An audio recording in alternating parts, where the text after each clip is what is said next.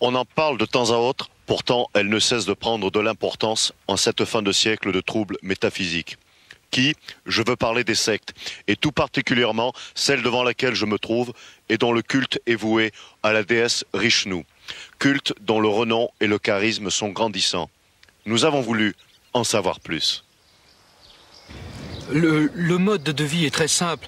Nous nous en référons à notre grand gourou, Skippy, qui est le maître à penser du lieu et du culte de Rishnu.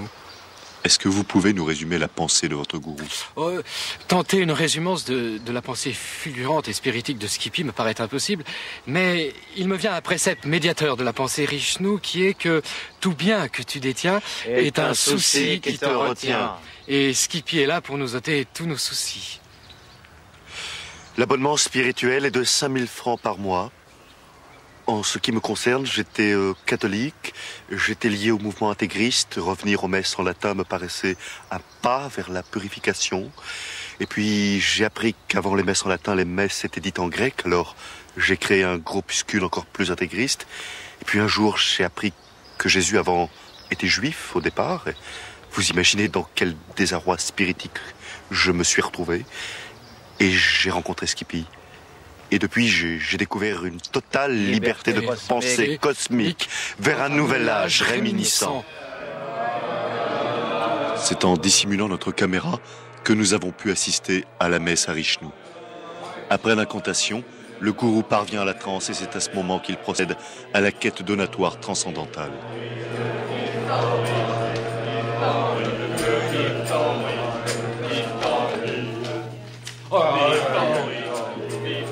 Moi, avant, j'étais un vrai zonard. Je faisais quoi? Disons que je volais, je faisais des conneries, tout ça. J'étais un vrai voyou. Mais grâce à Skippy, j'ai retrouvé une totale liberté des pensées cosmiques vers un nouvel âge réminiscent. Et vous ne volez plus? Si, bien sûr. Mais je donne tout à Skippy.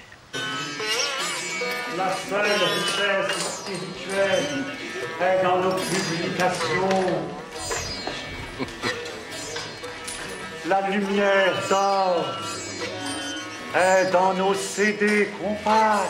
Vous n'avez pas peur des charlatans? Ça arrive. Bien sûr, ça existe. On se souvient tous de cette publicité pour cette bague soi-disant miraculeuse. C'est ridicule. Non, celle de Skippy est la seule modératrice de bonheur. Oui. Cette bague est une vraie bague de méditation d'ailleurs. Est écrit en langue Rishnu, méditation. Meditaiwan. Oui. Meditaiwan. Meditaiwan. Rishnu. Aïe. Agalou.